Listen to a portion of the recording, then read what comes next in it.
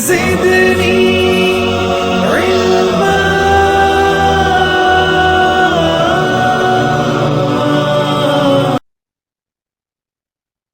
Okay ji. Dear students, after mid term जो हमारा पहला टॉपिक स्टार्ट होता है दैट इज क्वालिटेटिव एनालिसिस। ठीक है जी।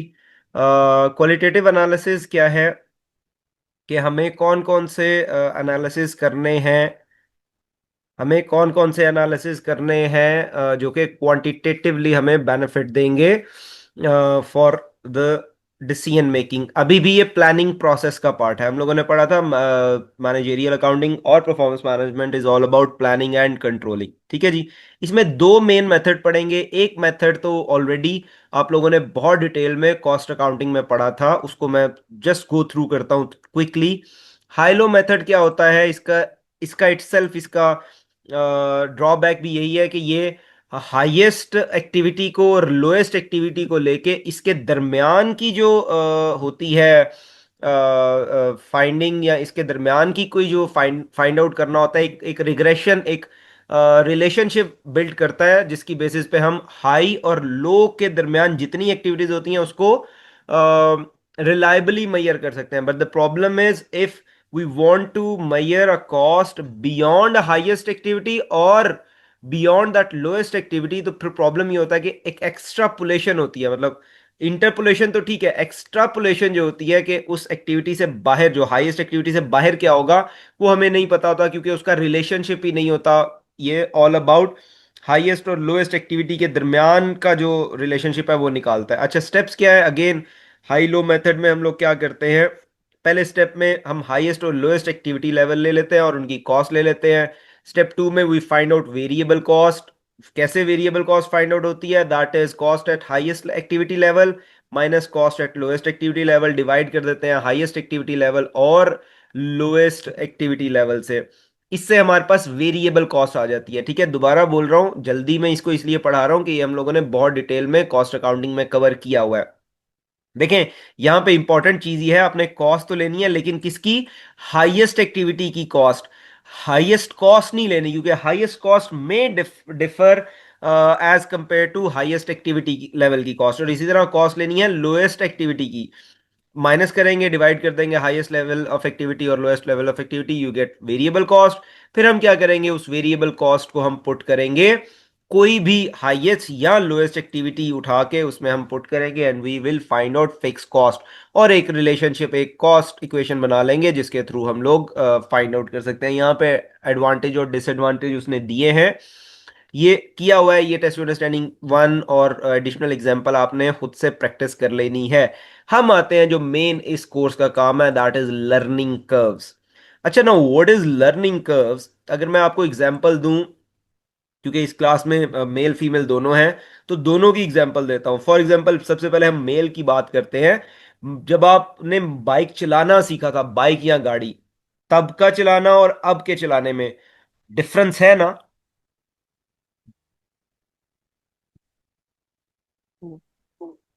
Yes sir. ठीक है, वो जितना फॉर एग्जांपल आप किलोमीटर स्टार्टिंग पे बिल्कुल जब चलाना सीखा था उस तरह कवर कर सकते हैं, अब वो आप कटे शटे भी मार लेते हैं। बट द क्वेश्चन इज, क्या उस बाइक को आप जहाज बना सकते हैं? नहीं भाई, रहना तो वो बाइक ही है ना। मैक्सिमम आप व्हीलिंग कर लेंगे, मैक्सिमम आप कटे मार लेंगे, यही है।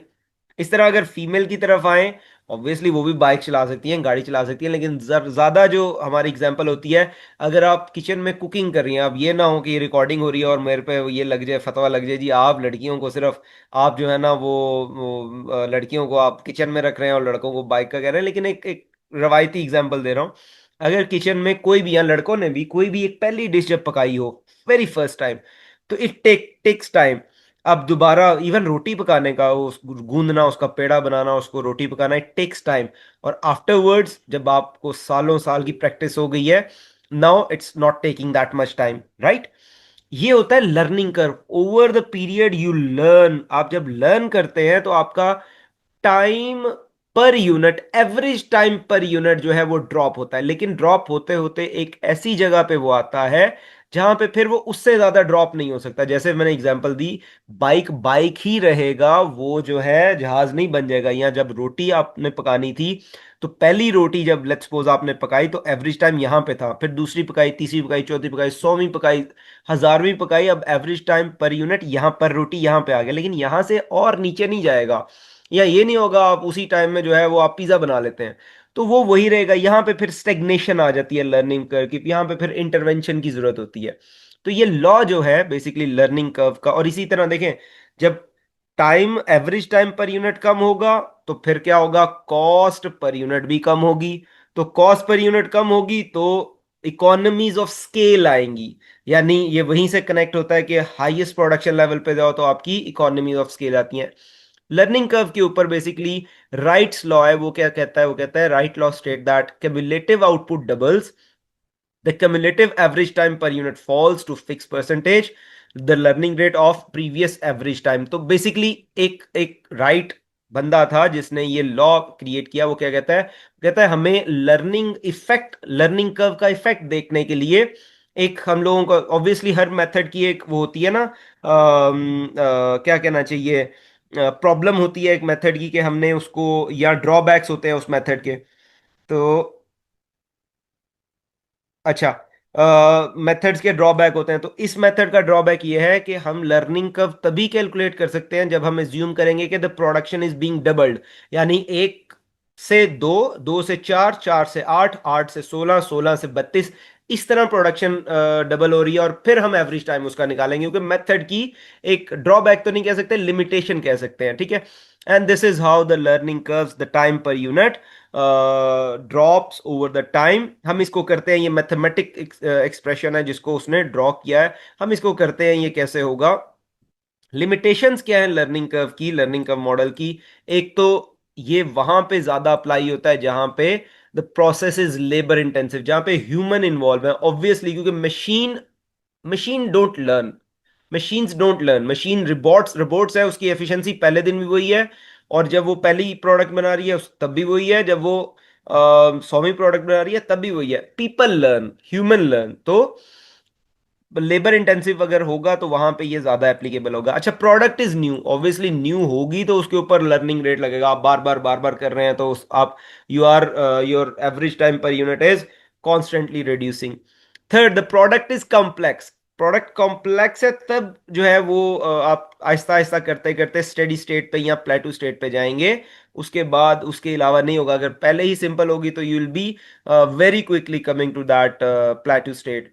अच्छा, production is repeated and there are no breaks in the production. ये चार लिमिटेशंस हैं। जब ये चार लिमिटेशंस या अजम्पशंस एप्लीकेबल होंगी तब ही आपका जो है वो होगा। और ये जो है कहाँ पे आता है, ये ज्यादा बेसिकली आता है जेट प्रोडक्शन में।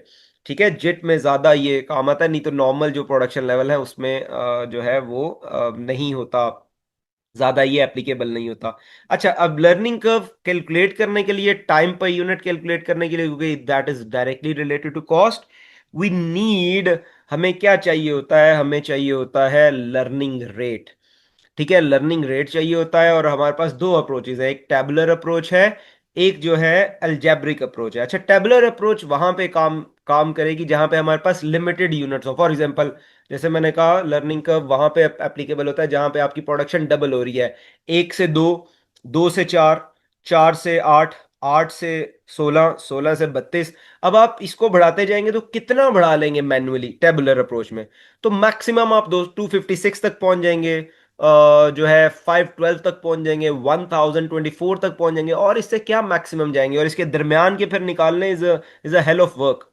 ठीक है, तो हम देखते हैं टेबलर अप्रोच से हम कैसे वो निकालते हैं। ये उसने स्टेप्स दिए हैं, हम डायरेक्टली उस पर अप्लाई करते हैं टेस्ट अंडरस्टैंडिंग टू देख के। यहां तक किसी को कोई क्वेश्चन है तो काइंडली आप पूछ लें, नहीं तो हम इसको स्टार्ट करते हैं टेस्ट अंडरस्टैंडिंग टू को। कोई इशू नहीं है, okay. Let me open a excel sheet. Same हम लोग ड्रॉ कर लेते हैं जी। हमारे पास चार कॉलम्स हैं। ठीक है, यहां पे जब करेंगे, यहां पे जरा हमें ज्यादा समझ आएगी। उसने इसको कर दिया है मर्ज, और इसको भी कर दिया है मर्ज। हम पहले क्या करेंगे, हम पहले एक ये वाला क्यूमुलेटिव वाला पार्ट सॉल्व करेंगे ताकि आप कंफ्यूज ना हो, ठीक है। सो हम क्या करते हैं, क्यूमुलेटिव यानी सारे वाला टाइम हो रहा है, ठीक है। अच्छा, वो क्या कहता है क्यूमुलेटिव में, अब पढ़ते हैं। कहता है new product will take 100 hours for the first unit. पहली यूनिट जब बनती है तो 100 आवर्स लगते हैं and 80% learning curve applies. Okay, so पहली यूनिट जब बनती है, अगर हम यहां पे यूनिट्स लिख देते हैं, कम्युलेटिव का आ रहा है ना, और यहां पे एवरेज टाइम पर यूनिट लिख देते हैं, एवरेज टाइम पर यूनिट, और यहां पे लिख देते हैं टोटल टाइम। टोटल टाइम देखें, सिंपल सी बात है। मैं अगर आपसे, आप लोगों से क्वेश्चन पूछूं एक, कि भाई आप मुझे ये बताएं, आप खाना खाने गए, वहां पे बिल बना टोटल 2,000 का, ठीक है, टोटल बिल बना 2,000 का, लोग चार थे, तो एवरेज कॉस्ट पर पर्सन कितनी आई? 8,000। हो, 2,000 का बिल, 2,000 का, दोबारा फिर सुनना, 500 2,000 का बिल था, चार टोटल बंदे थे, तो एवरेज कॉस्ट पर पर्सन कितनी आई? 500। 500 पर पर्सन, 500। ठीक है। अच्छा, अब अगर इसको रिवर्स करें, हम कहें एवरेज कॉस्ट पर पर्सन 500 थी और टोटल बंदे चार थे, तो टोटल कॉस्ट कितनी होगी?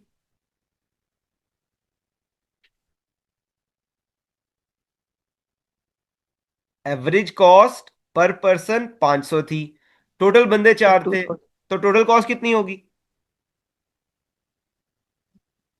2000। 2,000 एग्जैक्टली exactly, ठीक है। तो यही इसका भी है कि या तो यहां से यहां चले जाएं या यहां से यहां आ जाएं। तो अब वो क्या कह रहा होगा जी, पहली जो यूनिट बन रही है उस पे एवरेज टाइम लग रहा है 100 का, यहां पे ये लिखा हुआ है 100 का एवरेज टाइम लग रहा है, ठीक है।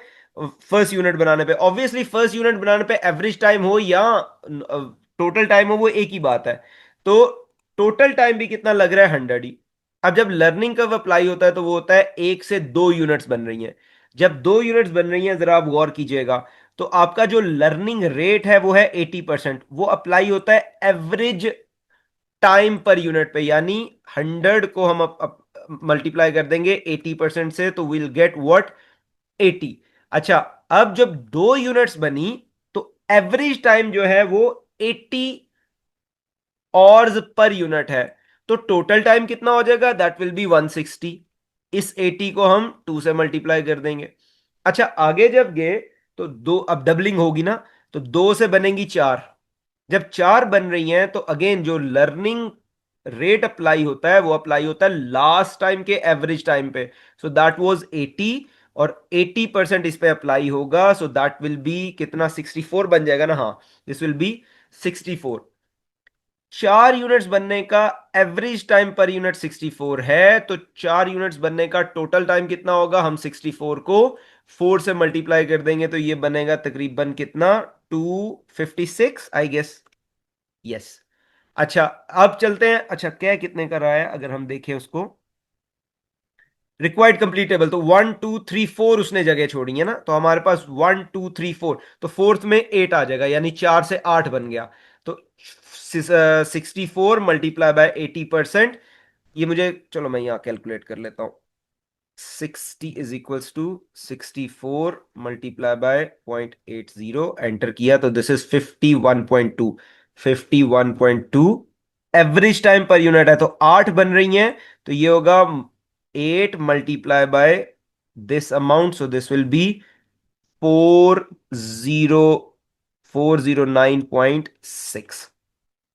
ठीक है जी, ये कम्युलेटिव वाला था। अब हम चलते हैं इंक्रीमेंटल वाले पे। यहां पे किसी को इश्यू है तो पूछ लें।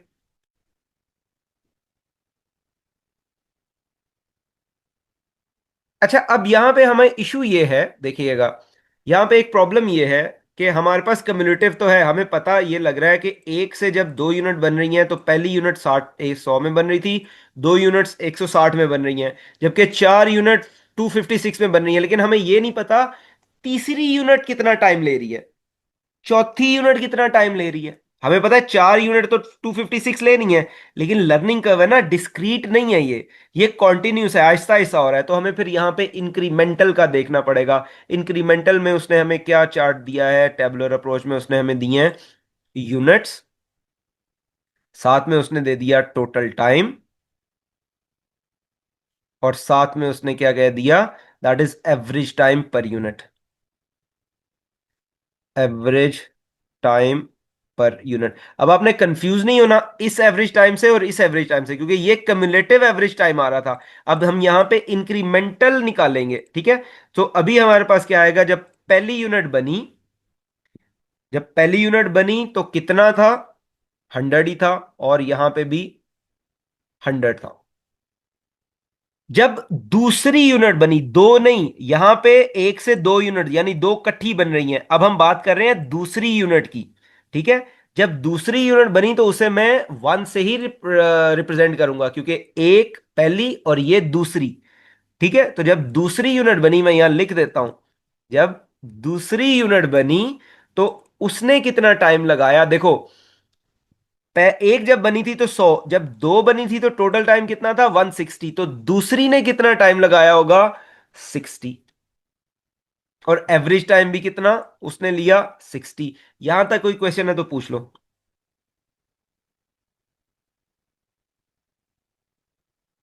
ये समझ नहीं आई 60। ये वाली देखो, यस सर। दो यूनिट जब बनी तो टोटल टाइम कितना लगा, 160 आवर्स। पहली यूनिट जब बनी थी तो टोटल टाइम कितना लगा था 100। तो पहली यूनिट से जब दूसरी यूनिट बनी तो कितना टाइम में फर्क है, 60। Okay sir. 60, ये वो 60 है, ठीक हो गया। Okay sir. अच्छा अब आगे चलते हैं, जब आगे चलते हैं जब तो जब अगली दो यूनिट्स या दूसरी, ये पहली से दूसरी तो बन गई, अब बेसिकली हम आते हैं तीसरी और चौथी पे, ठीक है। अब किस पे आते हैं, तीसरी और चौथी पे आते हैं। अच्छा जी, तीसरी और चौथी जब बनी तो हमारे पास यहां पे, अगर मैं यहां पे लिखूं सेकंड पे, जो सेकंड जोड़ा बना। अच्छा अब देखो, दो यूनिट्स बनी थी 160 आवर्स में, जो अगली 2 से 4 यूनिट्स पे जब हम गए, जो अगली दो यूनिट्स बनी वो कितनी देर में बनी, वो बनी 256 में चार बनी थी, जो पहली वाली दो थी वो 160 में बनी थी। तो जो दूसरी तीसरी और चौथी यूनिट बनी है उसने लिए हैं 96 मिनट्स। कैसे आए, 256 माइनस 160 इज इक्वल्स टू 96। बल्कि इसको भी मैं आपको इजी लिख देता हूं ताकि आप कंफ्यूज ना हो, इज इक्वल्स टू 60। अच्छा, तीस ये है, यहां पे मैं लिखता हूं तीसरी एंड चौथी, तीसरी और चौथी दो यूनिट्स कितनी देर में बनी 96। तो तीसरी यूनिट कितनी देर में बनी होगी और चौथी यूनिट कितनी देर में बनी होगी, हम क्या करेंगे 96 को डिवाइड करेंगे 2 पे, that will B 48 average time per unit. कोई सवाल यहां तक, नो सर, क्लियर। ठीक है, क्लियर है। अच्छा सर आगे ये चलते, जी जी, है सर, ये तीसरी और चौथी जो लिखा है आपने, ये हाँ थोड़ी हाँ समझ नहीं आ रही। बेटा, देखो दो तक तो क्लियर हो गया। यस सर, वो तो सेपरेट सेपरेट बन रही थी ना, अब सुन दूसरी लेना तक क्लियर सुन हो लेना, गई। 2 से 4 पे गए, 2 से 4 सर। पे गए ना, 2 से 4 यूनिट्स बनी, तो जो 2 से 4 यूनिट बनी है तो तीसरी और चौथी बनी है ना, यस सर। तो ये वो तीसरी और चौथी वही है, ये थर्ड और ओके सर। फोर्थ है, ठीक है ठीक है। सर। बल्कि यहां पे मैं लिख देता हूं क्योंकि कुछ मम्मी डैडी लोग भी होते हैं, तो मैं यहां पे सेकंड, थर्ड और फोर्थ लिख देता हूं, ठीक हो गया। अच्छा अब देखो, अब यहां से हम लोग आगे जब गए तो हमारे पास जो है वो 4 से आगे 5, 6, 7, 8 बनी, तो बेसिकली 4 यूनिट्स बनी। कौन कौन सी, फिफ्थ टू एट्थ, ठीक है। अच्छा ये कितनी देर में बनी, ये बनी 409.6 minus 256, so this will B कितना होगा, ये हो जाएगा, इसको अगर कॉपी करता हूं मैं यहां पे control V, so this will be 153.6, ठीक है। और अगर हम इसको 156.3 को divided by is equals to this divide by 4, करें तो हमारे पास 38 आ जाता है। अच्छा, तो हम क्या करें, 153.6 divide by 4, that is equals to 38.4 per unit. ठीक है जी, कोई सवाल यहां तक? No sir. ये उसने जो है हमें पूछा था कि ये आप बना के दिखाएं कि ये क्या है। अच्छा, मैं पता क्या कर रहा हूं, अभी टाइम कितना हुआ है हमारी मीटिंग का?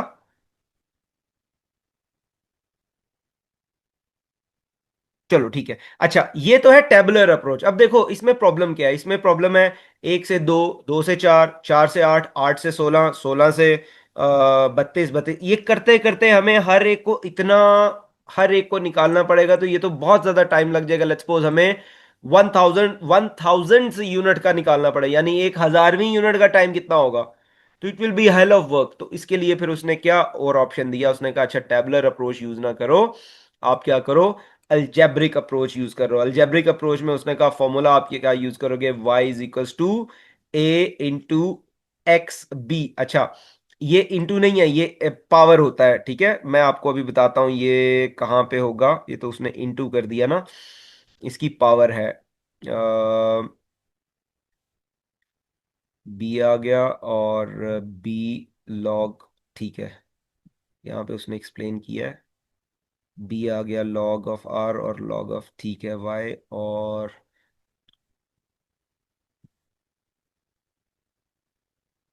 लॉग आ गया वाई मल्टीप्लाई, हाँ ठीक है, यही है, मल्टीप्लाई है। तो फॉर्मूला क्या होगा, फॉर्मूला है Y is equal to A multiply by X B. अब एक्स क्या है, एक्स है क्यूमुलेटिव नंबर ऑफ यूनिट्स के, टोटल नंबर ऑफ यूनिट्स कितने बन रहे हैं। वाई क्या है, cumulative average time per unit to produce X units, मतलब हमें जितने भी यूनिट्स प्रोड्यूस करने होंगे उसके लिए क्यूमुलेटिव टाइम, जैसे हम लोग अभी एक एक का निकाल रहे थे वो हम डायरेक्ट ही निकाल लेंगे। लेट्स सपोज अगर हम बात करें कि वो कहता है 8 यूनिट्स का क्यूमुलेटिव टाइम निकालो कितना होगा, क्यूमुलेटिव पर यूनिट टाइम निकालो कितना होगा, तो वो हम लोग डायरेक्टली ही निकाल लेंगे यहां से। ठीक है, अच्छा अभी हम करके देखते हैं। ए क्या है, time required to produce the first unit, तो हमारे पास जैसे इस वाले केस में time required to produce first unit was 100, हम कहते हैं 8 के लिए निकालना है, तो y will be for 8 units के, 8 यूनिट्स के लिए कितना होगा, और x हो जाएगा कि हम लोगों ने कितनी यूनिट्स का टाइम निकालना है। ठीक है, अच्छा b क्या है, basically b is the question.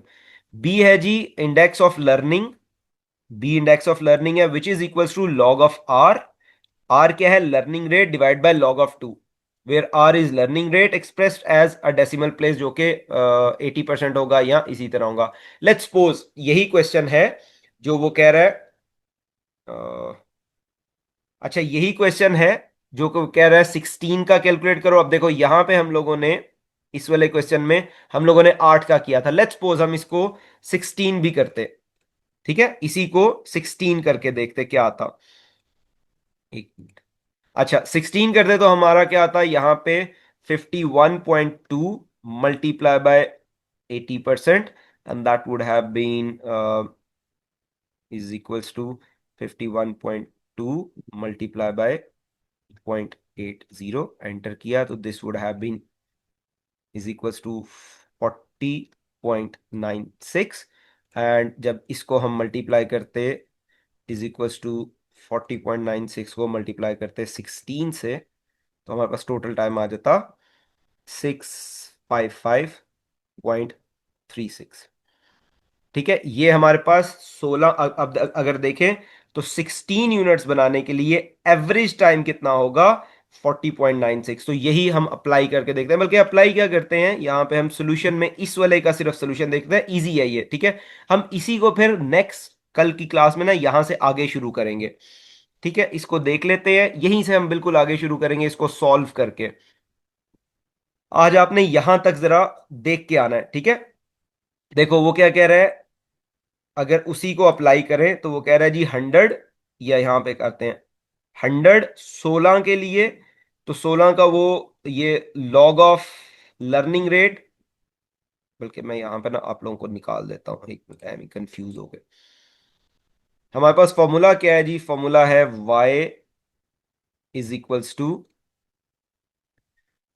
A multiply by B और एक्स। ठीक है जी। जहां पे उसने कहा था जी 16, फॉर एग्जांपल अगर ये 16 के लिए निकालना है या आगे 32 के लिए निकालना है, जितने के लिए भी निकालना है, तो 16 के लिए अगर निकालना है तो हमारे पास जो ए है, A was the time to produce the first unit. ठीक है, A is your time to produce first unit which is 100। Let me go there, yes there is. A जो है वो है time to produce first unit, तो let me put it over here. A is time to produce first unit, ये multiply हो जाएगा। B क्या है? बी है आपके पास log of R divide by log of two, log of R divide by log of two. तो B यहां पे अगर हम कैलकुलेट करें, B is equals to log of 0.80 divided by log of two. जरा ये कैलकुलेट करके मुझे बताओ कितना आता है।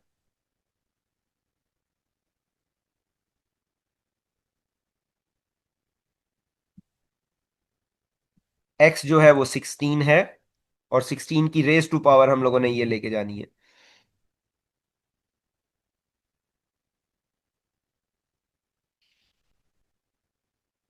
सोल्यूशन में देख लें, आप भी कैलकुलेट करो जरा।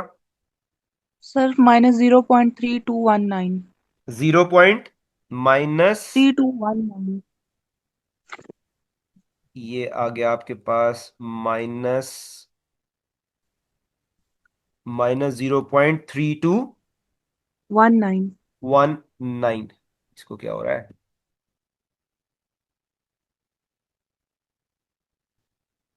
ठीक है जी। अच्छा, जरा ये मुझे सारा कैलकुलेट करके बताओ क्या आता है।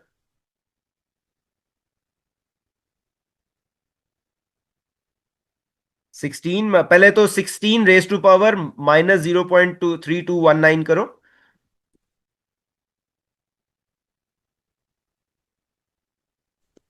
2.4412। कितना? 2.4412। एक मिनट, ये मेरा ना लैपटॉप को मस्ती करना शुरू हुआ है।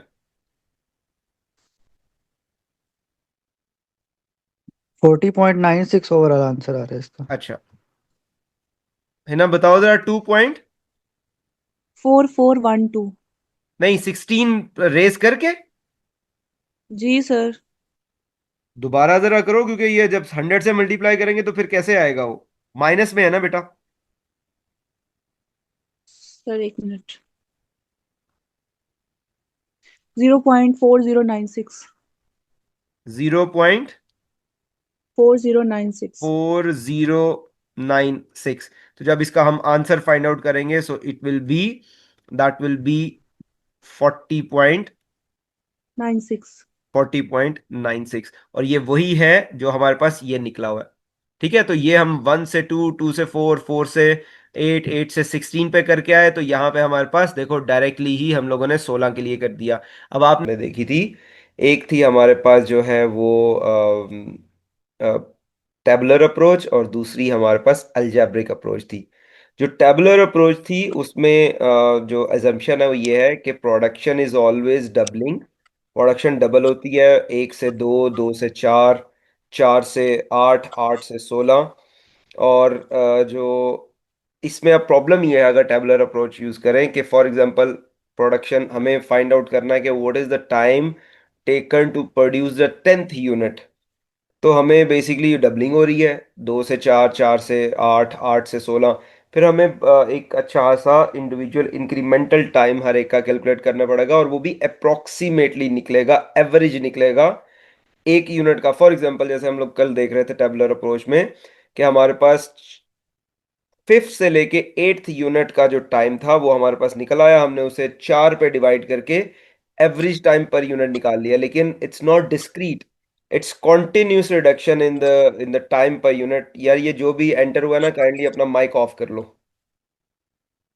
ठीक है, डिस्टर्बेंस आ रही है। अच्छा, तो हम लोगों ने जो है वो देखा था कि जो 5th से लेके 8th तक यूनिट है, वो 4 यूनिट्स ने टोटल टाइम कितना लिया?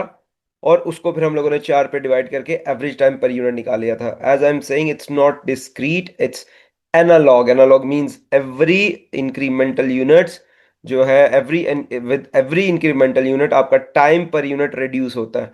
तो पांचवी का कुछ और होगा, छठी का कुछ और होगा, सातवीं का कुछ और होगा. तो उसके लिए फिर हम लोगों के पास एक ऑप्शन आया कि हम लोग अलजेब्रिक अप्रोच यूज करें. अलजेब्रिक अप्रोच में we use this formula to calculate the average time per unit, जिसमें हम लोगों ने कल एक का कैलकुलेट किया था, जिसे हम लोगों ने ये टेस्ट टू अंडरस्टैंडिंग की थी, जिसमें हम लोगों ने the first unit of the product is expected to take 100 hours and 80% learning curve is known to apply. तो इसमें हम लोगों ने 16th का निकाल के 16 यूनिट्स का एवरेज टाइम निकाल लिया था, जो हम लोगों ने वेरीफाई भी कर लिया था टेबल से. अब वही बात है, अगर हम लोग कर रहे हो जो है टैबुलर अप्रोच कर रहे हो, तो 16 के बाद फिर डबलिंग होगी तो 32 का निकलेगा. तो वहां से हमें बैक आना पड़ेगा. लेकिन इन केस अगर हम अलजेब्रिक अप्रोच यूज कर रहे हैं, तो we can use this formula as well. ठीक है, हम इससे भी निकाल सकते हैं. और इससे किस तरह निकलेगा, वही हम लोग यही फॉर्मूला यूज कर लेंगे. द फॉर्मूला इज, जिसमें हमारे पास y जो है वो cumulative average time per unit to produce number of x units. अब फॉर एग्जांपल हमारे पास यही टेस्ट यू अंडरस्टैंडिंग कौन सी है, टेस्ट यू अंडरस्टैंडिंग 3 है, उसका पार्ट 2 है. ठीक है, वो कह रहा है 25 के लिए निकाल के दो. सो 25 के लिए अगर हम यही फॉर्मूला यूज करेंगे, तो y तो है बेसिकली हमें एवरेज टाइम निकालना है 25 यूनिट्स बनाने के लिए. ठीक है, तो इसी को मैं कॉपी पेस्ट करता हूं. अच्छा, a क्या है, a है पहली यूनिट का टाइम, फर्स्ट यूनिट बनाने का, वो 100 आवर्स है. मल्टीप्लाई बाय x क्या है, x है जितनी यूनिट्स का टाइम निकालना है. अब वो हमें कह रहा है 25 का टाइम निकालो, एवरेज टाइम तो हम यहाँ पे 25 लिख देते हैं. और b क्या है, b है basically index log of learning rate divide by log of 2. ये हम लोगों ने कल भी कैलकुलेट किया था, जो प्रोबेबली हमारे पास आया था -0. Let me see it from my notes, 3219. 3219 जो लास्ट लेक्चर में कैलकुलेट किया था. अच्छा, अब अगर हम इसको कैलकुलेट करते हैं, तो काइंडली कोई मुझे ये कैलकुलेट करके दे, 25 रेज टू पावर 0.3219 कितना होता है. ये सारा करें या पहले पावर? नहीं, पहले ये वाला.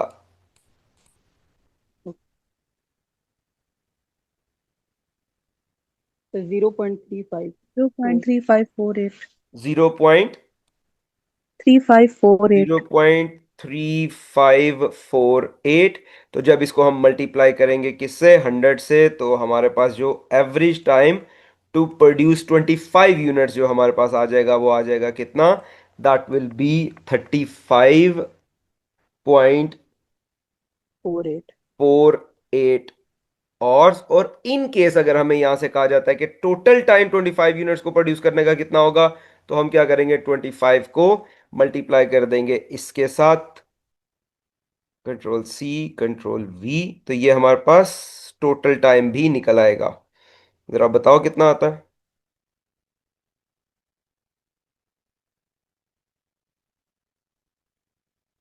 887.03 887.04.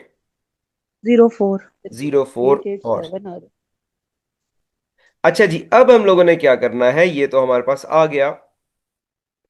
अब हम लोगों ने क्या करना है, लेट्स सपोज हमें किसी स्पेसिफिक यूनिट का वो कह के किसी स्पेसिफिक यूनिट का कैलकुलेट करना है, जो कि हमारे पास टेस्ट यू अंडरस्टैंडिंग में उसने कहा है. आई गेस इसके पार्ट 3 में उसने कहा है. मैं इसी को कॉपी पेस्ट कर लेता हूं, पार्ट 3. अच्छा, क्या कहता है जी, टेस्ट यू अंडरस्टैंडिंग 3 में वो कहता है the time it takes to make 20th unit. अब वो कह रहा है 20वीं यूनिट बनाने पे कितना टाइम लगेगा. 20 यूनिट बनाने की बात नहीं कर रहा, वो 20वीं यूनिट बनाने की बात कर रहा है. तो अब हम क्या करेंगे, बेसिकली ये थोड़ी सी टेक्निक है, यही यूज होगा. हम इसको दो पार्ट्स में करेंगे. एक हम कर लेंगे कि 19 यूनिट्स बनाने का एवरेज टाइम टोटल कितना है, और 20 यूनिट्स बनाने का एवरेज टाइम कितना है, वहां से टोटल टाइम निकालेंगे 19 यूनिट्स का और 20 यूनिट्स का. और फिर उनका डिफरेंस लेके हम लोग जो है वो 20th यूनिट का यानी 20वीं यूनिट बनाने का कर लेंगे. तो सबसे पहले इसमें फिर हम क्या करेंगे, अगर वो 20वीं यूनिट का कह रहा है, तो हमें सबसे पहले 19 यूनिट्स का निकालना पड़ेगा. तो मैं यहां पे लिखता हूं time, total time to produce 19 units, दो निकालने हैं ना. और हमें क्या निकालना है, हमें निकालना है control C control V 20 units का, इन दोनों का डिफरेंस ले लेंगे और हमारे पास जो है वो आंसर आ जाएगा। ठीक है, कैसे लेंगे हम अभी करते हैं। सबसे पहले हम निकाल लेते हैं इसका टाइम, बल्कि इसको बाद में कर लेंगे ना। ठीक है, time to produce, total time to produce 19 units, वही क्वेश्चन है। ये 100 पहली यूनिट का टाइम है, यहाँ पे अब 25 की जगह 19 आ जाएगा और ये यही रहेगा। जरा मुझे इसका आंसर दो, कितना आता है।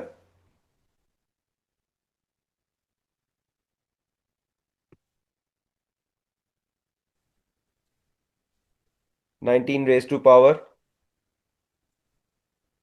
0.387 5 0.3875। 75 जब इसे हम 100 से मल्टीप्लाई करेंगे तो हमारे पास कितना आ जाएगा, दैट विल बी 38.75। अच्छा, 19 को अब 38.75 से मल्टीप्लाई कर देंगे, 38.75 से जब मल्टीप्लाई करेंगे तो जरा मुझे टोटल ऑर्स बता दो कितने आ जाएंगे। 736.25 कितना, 736.25 736.25 यस 25। ये आवर्स आ गए 19 यूनिट्स प्रोड्यूस करने के। अब यही प्रोसेस हम रिपीट करेंगे किसके लिए, यही प्रोसेस रिपीट करेंगे 20 यूनिट्स के लिए। ठीक है, let me right it over hair. अच्छा, ये क्या होगा, यहाँ पे हम 20 ले आएंगे।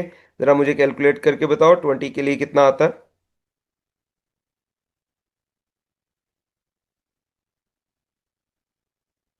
0.3812 0.3812, और जब इस ये आ गया तो ये हमारे पास आ गया 38.12। अब हम मल्टीप्लाई कर देंगे 20 को 38.12 से, तो बताओ ये कितना आएगा टोटल आवर्स। 762.48 कितना, 762.48 762.48।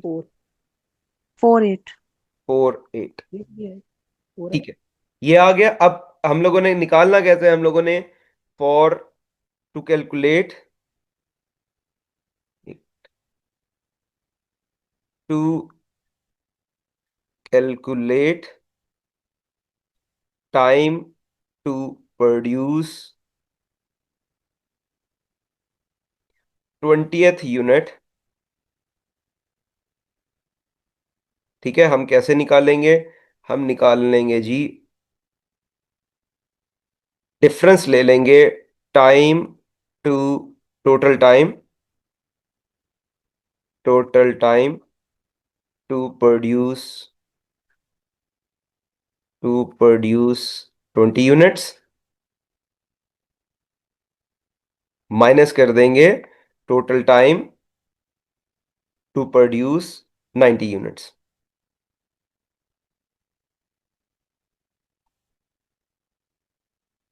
ठीक है जी। अच्छा, total time to produce 20 units कितना है हमारे पास, दैट इज, इसको इक्वल कर देते हैं, इक्वल। अच्छा जी, वो कितना है हमारे पास, total time to produce 20 units, वो हमारे पास है 762.48। अच्छा, और total time to produce 19 units कितना है, दैट इज 76.25। 76.25, और जब हम लोगों ने इन दोनों का डिफरेंस लिया, कंट्रोल सी कंट्रोल वी, बताओ जरा कितना आता है ये। 26.23 कितना, 26.23 26.23 so this is the time to produce 20th unit. आप देखें, पहली यूनिट प्रोड्यूस करने पे लगे 100 आवर्स, और 20th यूनिट प्रोड्यूस करने पे टाइम कितना लग रहा है, 26.3 hours. This is how the time goes down, जो इतना फर्क पड़ता है, टाइम रिड्यूस होता है। ठीक है जी, ये है अगर हमें किसी स्पेसिफिक यूनिट का निकालना हो। अभी तक हम लोग बात कर रहे थे सिर्फ टाइम टाइम की। ठीक है, अब हम आगे चलते हैं, अब कॉस्टिंग पे चलते हैं। बेटा टेस्ट अंडरस्टैंडिंग 4 कर लीजिएगा, ये उसी तरह 72nd बैच और वो सारी चीज़ें, ये है। हम चलते हैं फाइनल एक क्वेश्चन के ऊपर, जहां पे फिर हम लोग देखते हैं कि ये कॉस्टिंग पे कैसे इफेक्ट डालता है। ठीक है, how it is affecting the cost of manufacture. तो let's do test your understanding 9। इसके अंदर जितनी टेस्ट योर अंडरस्टैंडिंग्स हैं वो आपने खुद से करनी है, ज़रा करके देखिएगा, इजी है, छोटे छोटे पार्ट हैं, हम ऑलरेडी कर चुके हैं इसको। लेट्स रीड इट, क्या कहता है। कहता है स्विस, यहां तक किसी को कोई क्वेश्चन? No sir. ओके। कहता है Swiss watch making company wishes to determine the minimum price it should charge to the customers for special order of watches.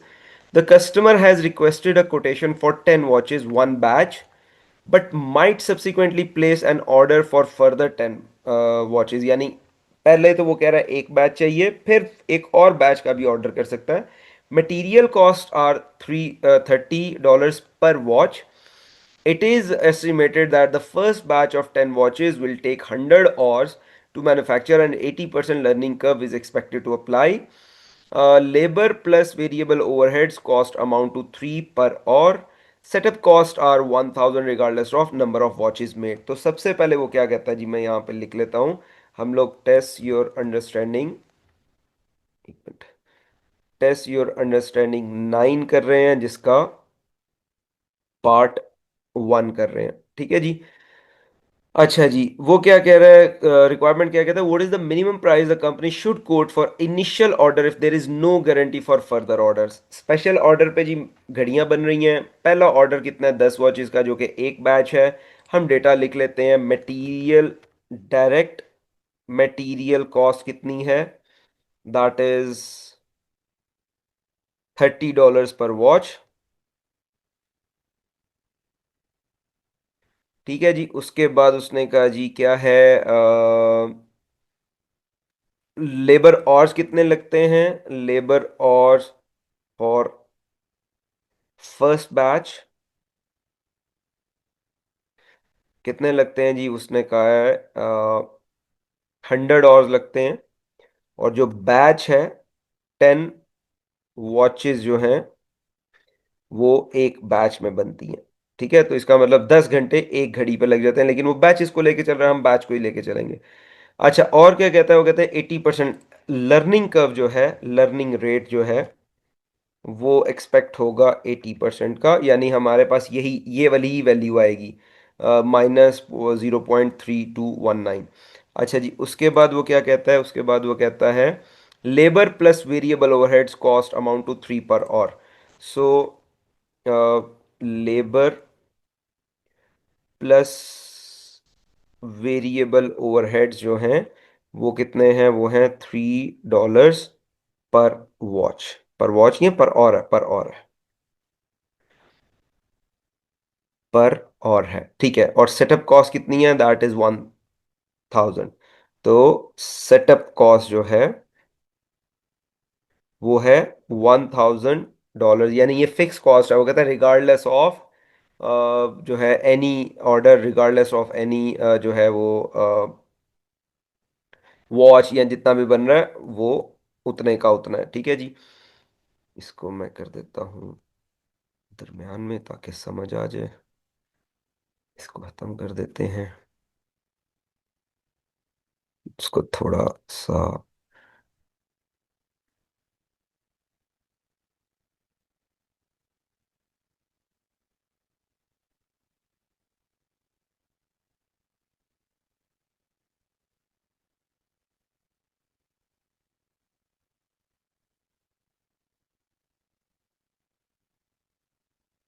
ठीक हो गया जी। अच्छा, अब उसने क्या कहा जी, पहली रिक्वायरमेंट क्या है, पहली रिक्वायरमेंट है, यहां से हम ए को कॉपी कर लेते हैं।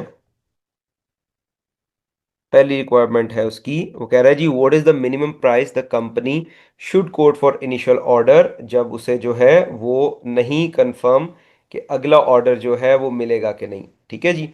तो हम क्या करेंगे, हम इसको ले लेते हैं, हम क्या करेंगे इसको, सबसे पहले हम क्या करेंगे इसका, ऑब्वियसली डायरेक्ट मटेरियल की कॉस्ट जो है वो होगी, जो कॉस्ट है, कॉस्ट पर बैच निकाल लेते हैं हम लोग। सो कॉस्ट पर बैच आएगी, देखिए 10 वॉचेज हैं, तो जो पहली, बल्कि यहाँ पे हम सिंगल सिंगल निकाल लेते हैं। डायरेक्ट मटेरियल कॉस्ट कितनी आ जाएगी, that will be is equals to $30 multiply by 10 which is equals to $300। ठीक है जी।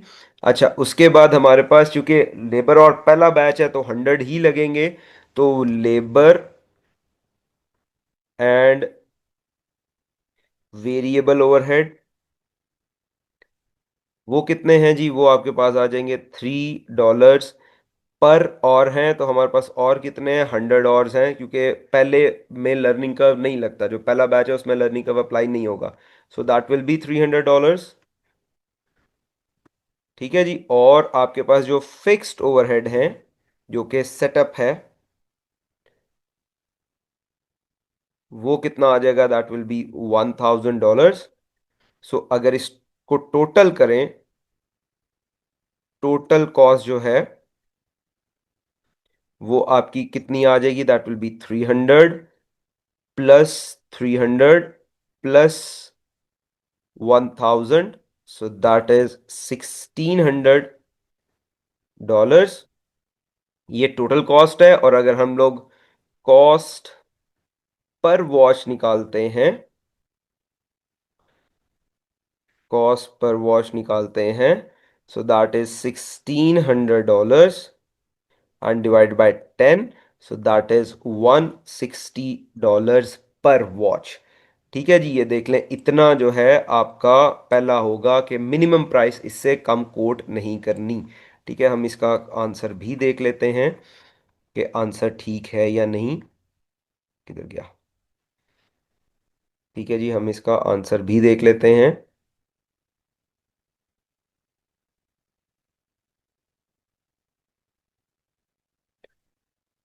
9th है, ये आ गया 9th। ठीक है जी, तो ये आपका 160 जो है वो आ गया कि 160 जो है पहला, अगर पहला हो तो 160 जो है वो आएगी। ठीक है जी। अच्छा, अब आगे चलते हैं दूसरे वाले पे।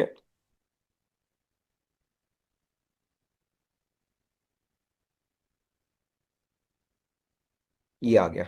वो कहता है what if the company was then to receive, इसी को करते हैं दूसरा पार्ट जो है इसका,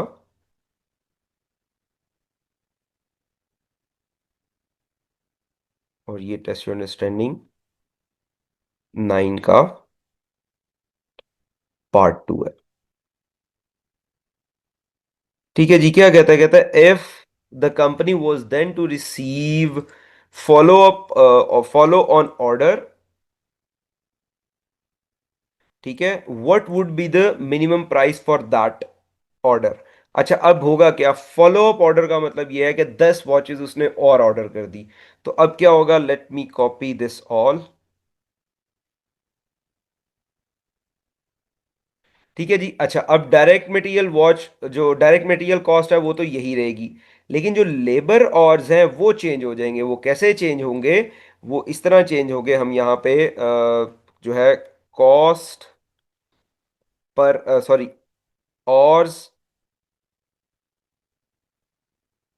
ऑर्स पर बैच निकाल लेते हैं। और पर बैच कब, after learning effect, learning rate effect.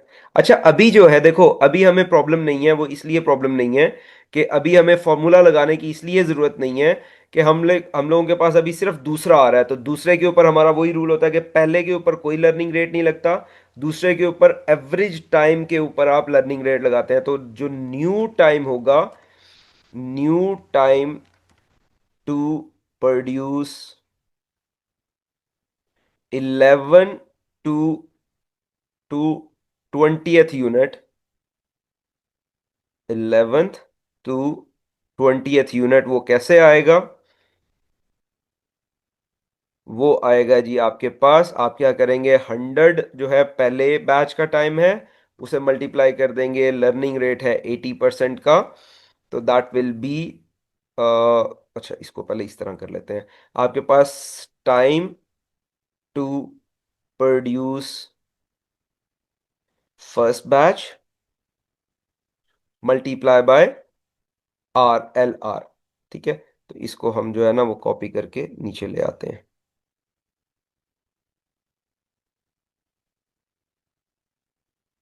तो ये क्या होगा, time to produce first batch is 100 और लर्निंग रेट कितना है 80% का, so that will be 80 80 hours लगेंगे फॉलो अप के लिए, ठीक है, जो दूसरा ऑर्डर होगा। तो अब क्या होगा, हमारे पास यहां पे 100 नहीं होगा, यहां पे 80 आएगा, ठीक है, and that will B multiply by 3 which will be 240, ठीक है। अच्छा, सेटअप कॉस्ट जीरो होगी क्योंकि पहला जब आपने सेटअप लगाया तो वो तो सेटअप हो गया, 10 वॉचेस बनाई, उसने कहा है यहाँ पे कि अगर यहाँ पे देखें वो कहता है setup cost are 1000 regardless of number of watches made. ये काइंड ऑफ जैसे वो डाई बनाते हैं या डिजाइन बनाते हैं, ये उसके कॉस्ट है, तो एक दफा डिजाइन बन गया, बस फिर बन गया। तो अब कॉस्ट क्या होगी, अब 300 तो ये होगी, 240 जो है वो लेबर और वेरिएबल ओवरहेड की होगी, और जो सेटअप कॉस्ट होगी वो ज़ीरो होगी। सो this will B how much, this will B $540। और अगर हमने फाइंड आउट करना है कि पर यूनिट कितनी आएगी, तो that will B 540 divided by 10, so this will B कितनी, 54 ही आएगी ना, 3 × 80, ये इतना ही आता है ना, इसको देख लेते हैं। अच्छा जी,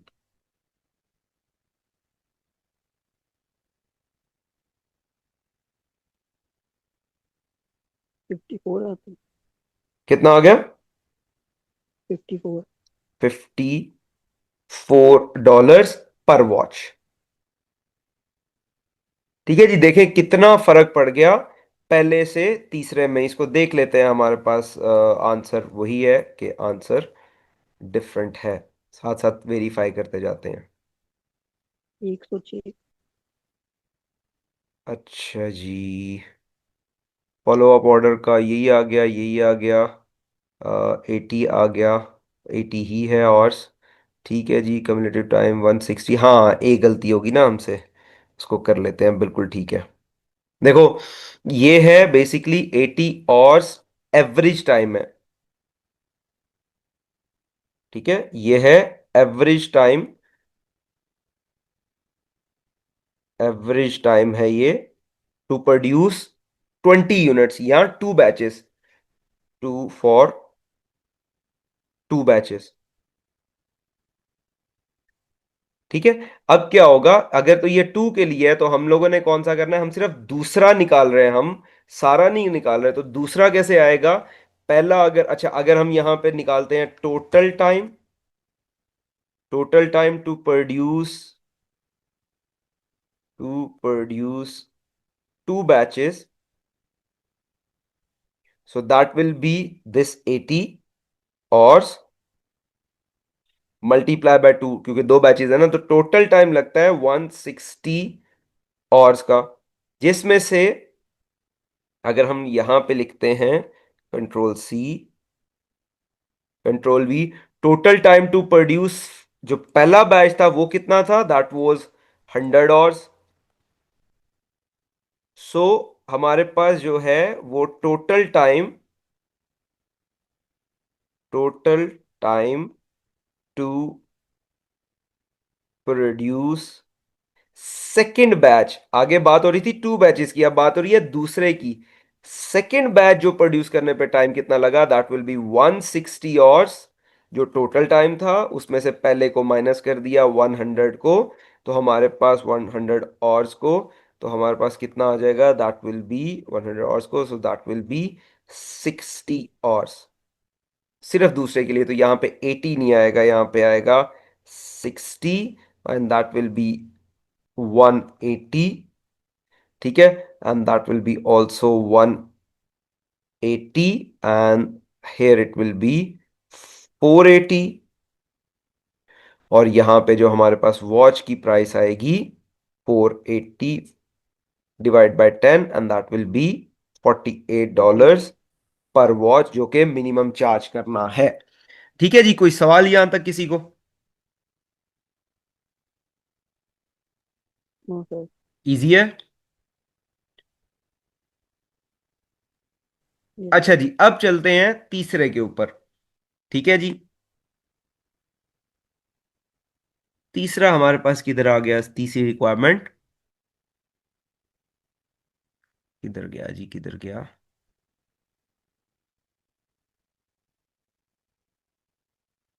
अच्छा ऊपर है, सॉरी।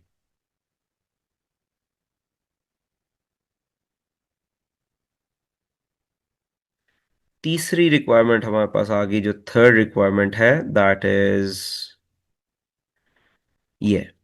कहता है what would be the minimum price if both orders were place together.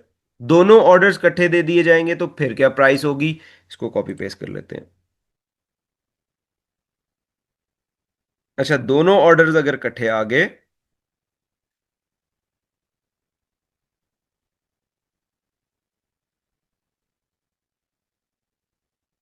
मस्ती करना शुरू हो गया ये। अच्छा जी, दोनों अगर ऑर्डर्स इकट्ठे हो गए तो उसकी क्या प्राइस होगी, हम इसको कैलकुलेट कर लेते हैं। ठीक है जी। अच्छा, वो कैसे होगा, इसी को मैं कॉपी पेस्ट करता हूं, इस वाले को, क्योंकि अब हम ऊपर से तो कैलकुलेट कर चुके हैं।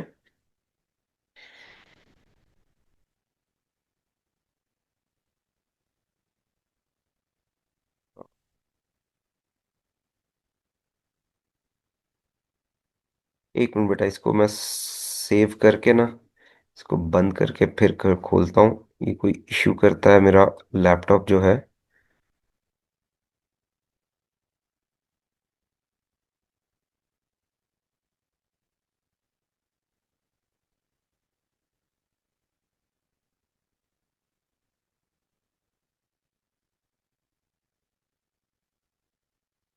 अच्छा,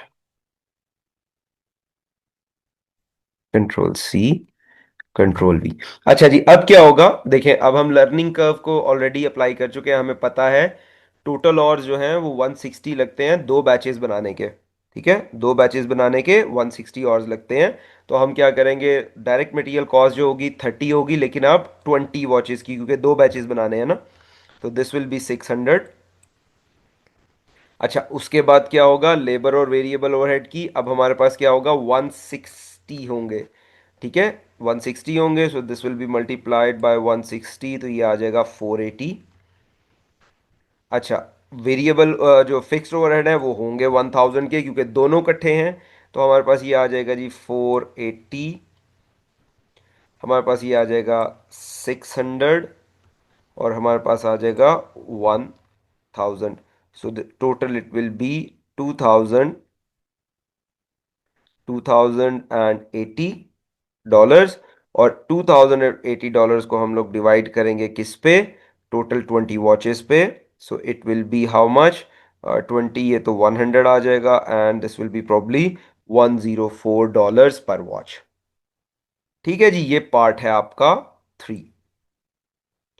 अब चलते हैं, यहां तक कोई इशू?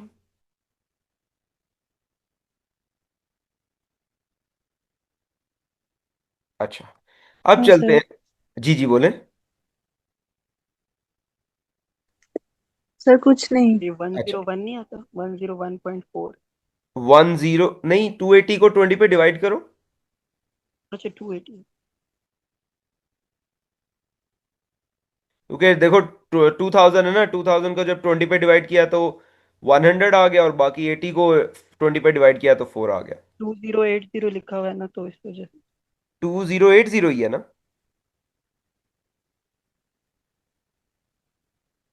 फिर इसको 20 पे डिवाइड किया मैंने, मेरा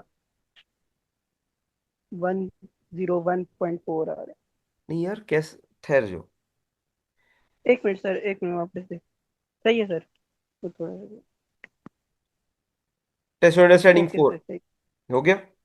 अच्छा जी, अब वो क्या कहता है, वो कहता है जी, having completed the initial order for 20 watches, price at minimum level recommended in A and B, the company thinks that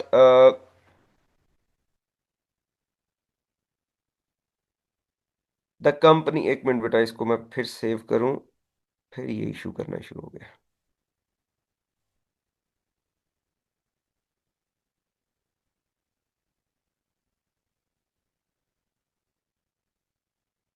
ठीक है, Having completed the initial order for total 20 watches, price at minimum level recommended in A and B, the company thinks that there would be ready market for this type of watch if it brought the unit selling price down to 45. देखो अभी हमारे पास एक watch पर watch हमें एक जगह पे 104 पड़ रही है, एक जगह 48 की पड़ रही है, ठीक है। एक जगह 48 की पड़ रही है और एक जगह 160 की पड़ रही है, यानी वो तो सोच रहे हैं सेलिंग प्राइस को भी लाने का। कहता है at this price what would be the profit on first 140 mass production watches, ठीक है, आफ्टर द फर्स्ट 20 वॉचेस, यानी पहली 20 वॉचेस को छोड़ के जो 160 मास वॉचेस बनाएंगे उसका क्या टाइम आएगा, ठीक है। तो अब होगा क्या, बेसिकली अब हमें क्या करना पड़ेगा, 60 तो ऑलरेडी बना रहे हैं, 60 तो ऑलरेडी बना रहे हैं, अब हम क्या करेंगे, हम सॉरी 20 तो ऑलरेडी बना रहे हैं, अब वो कह रहा है 140 यानी 14 बैच और बनेंगे। तो हमें सिंपल सा क्या करना पड़ेगा, हमारे पास 20 वॉचेस का टाइम है, 20 वॉचेस का टाइम कितना है, 160 आवर्स। हम क्या करेंगे, हम सबसे पहले क्या करेंगे, हम टाइम फाइंड आउट करेंगे, time to produce 140 watches, which will be obviously after first 20 watches। वो कैसे होगा, उसके लिए हमें सबसे पहले 160 वॉचेस का टाइम फाइंड आउट करना पड़ेगा, क्योंकि 140 हम लोगों ने फाइंड आउट करना है और 20 ऑलरेडी बना चुके हैं, तो टोटल हो गया 160, ठीक है जी। तो हिंट इसमें मैं यहां पे लिख देता हूं आप लोगों के लिए, हिंट क्या है, 140 प्लस 20 वॉचेस, तो इसका मतलब हम फाइंड आउट करेंगे 160 का टाइम, हमारे पास टाइम भी कम है। जो पार्ट 4 है वो क्या कह रहा है, वो कह रहा है जी आपने क्या करना है, आपने 140 वॉचेस जो कि मैस प्रोडक्शन की होंगी उसका टाइम फाइंड आउट करना है, उसकी कॉस्ट फाइंड आउट करनी है, क्योंकि वो आप सोच रहे हैं कि इसकी प्राइस नीचे ले जाएं, $45 पे ले जाएं। ये कैसे होगा, हम लोगों ने मीटिंग खत्म होने से पहले बात की थी कि दैट विल बी, हम क्या करेंगे, हम वन टोटल 160 वॉचेस या 16 बैचेस का टाइम निकाल लेंगे, उसमें से दो बैचेस का हमारे पास ऑलरेडी निकला हुआ है, उसको माइनस कर देंगे तो हमारे पास आ जाएगा 140 बैचेस का टाइम। कैसे 160 बैचेस का 16 बैचेस का टाइम निकालेंगे, फॉर्मूला हम वही लगाएंगे, इसको मैं यहाँ पे लिखता हूँ, ठीक है जी, फिर कॉपी पेस्ट करता हूँ। हमें पता है पहला बैच बनाने का टाइम कितना है, 100 आवर्स, ठीक है। बेटा एक मिनट, इसको मैं करके, ये थोड़ा सा इशू करता है, हाँ ठीक हो गया। अच्छा, पहला जो बैच है उसका बनाने का टाइम है 100 आवर्स, हमें कितने का चाहिए, हमें 160 वॉचेस का चाहिए, यानी 16 बैचेस का। और ये जो बी होगा हमारे पास वही होगा जो हम लोगों ने पीछे भी कैलकुलेट किया था, जो जो रेट है, क्योंकि अभी हमारे पास लर्निंग कर्व वही है 80% का, तो log of learning curve divide by log of 2, इसको मैं कॉपी करता हूँ और यहाँ पे ले जाता हूँ। अब जरा मेरा बेटा जरा इसको कैलकुलेट करके बता दो कितना आता है, y इज इक्वल्स टू, 0.1952। एक मिनट, टोटल बता दो। ओके,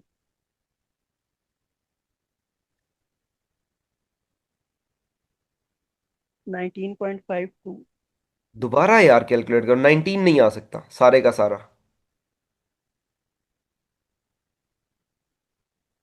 अच्छा 16 है सर, मैंने 160, सॉरी, 40.96। 40.96 963। और, अच्छा ये देखें, ये y क्या है, ये आपने बड़ा याद रखना है, ये एवरेज टाइम है, ठीक है, average time to produce a batch. अब हम 16 बैचेस की बात करें तो हमारे पास 16 बैचेस का टाइम कितना होगा, total time to produce 16 batches, वो कितना होगा हमारे पास, वो होगा ऑब्वियसली एवरेज टाइम एक बैच बनाने का कितना है 40 पॉइंट, अगर हम यहां पे average time multiply by total units या बैचेस, एंड दोज आर, अगर मैं इसको लिखता हूं control C control V, so average time है 40.96 और टोटल बैचेस कितने हैं 16। तो अगर इसको मल्टीप्लाई करेंगे तो बताओ ये कितना बनता है। 655.36। 36। 655.36 ये है जी, और जो कि 160 वॉचेस को प्रोड्यूस करने पे लगेंगे। ठीक है, लेकिन हमें पता है कि हमारे पास जो है, एक मिनट, हमें पता है हम लोगों ने 140 का निकालना है, तो हमारे पास ऑलरेडी जो है, अगर हम यही फॉर्मूला यूज करें, टाइम टू प्रोड्यूस 140 वॉचेस, तो टाइम टू प्रोड्यूस 160 वॉचेस कितना है 655, 655.36, माइनस कर देंगे टाइम टू प्रोड्यूस 20 वॉचेस कितना था 160। तो मुझे बताओ कितना आता है ये 140 वॉचेस को प्रोड्यूस करने का टाइम। सर 495.36। एक मिनट मैं चार्जर लगा, जस्ट अ मिनट। 4 495.36। 495.36। ठीक है जी, ये आ जाएंगे hours to produce 140 mass production watches. ठीक है, अब अगला प्रोसीजर हमारा वही होगा जो हम कॉस्ट पहले फाइंड आउट करते थे। हम इसको कॉपी पेस्ट कर लेते हैं।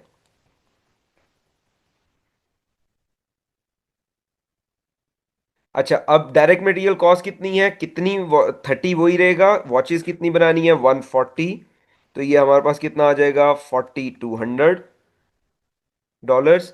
अच्छा, लेबर आवर्स कितने हैं, लेबर आवर $3 पर आवर ही रहेगा, लेकिन हमारे पास अब नंबर ऑफ आवर्स कितने हैं, that are 495.36।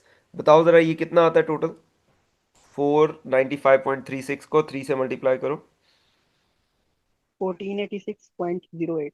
1486.08। 08। Okay, setup cost हमारी नहीं होगी क्योंकि जो पहली 20 वॉचेस बनाई या पहले दो बैचेस बनाए उसमें चलेगी। हाँ, यहाँ पे नई एक कॉस्ट आएगी जो कि मार्केटिंग कॉस्ट होगी। मार्केटिंग कॉस्ट होगी, वो कितनी होगी, दैट इज 250 ही है ना। हाँ, $250। सो $250 मार्केटिंग कॉस्ट होगी। इट मींस अगर हम सबको ऐड करें सो दैट विल बी 4200 प्लस 1486.08, और 1000 की जगह हमारे पास जीरो आ जाएगा, प्लस जो है 250। जरा इसका टोटल करो कितना बनता है।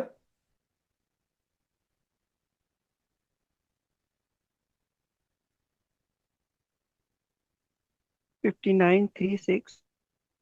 5936। 5936 5936 point 08। Point point zero, zero eight. 0.08। अच्छा, यही इसी को मैं कॉपी पेस्ट करता हूं इधर, और इसको डिवाइड कर दो 140 पे।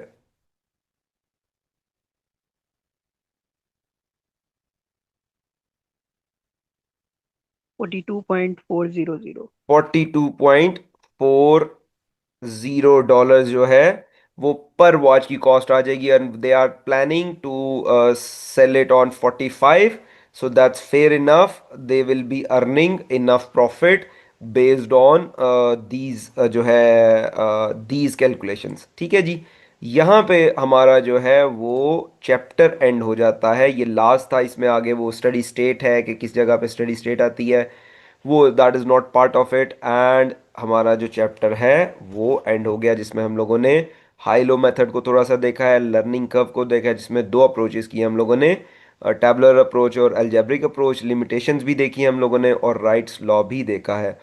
तो इन्ना लिल्लाहि व इन्ना इलैहि राजिऊन।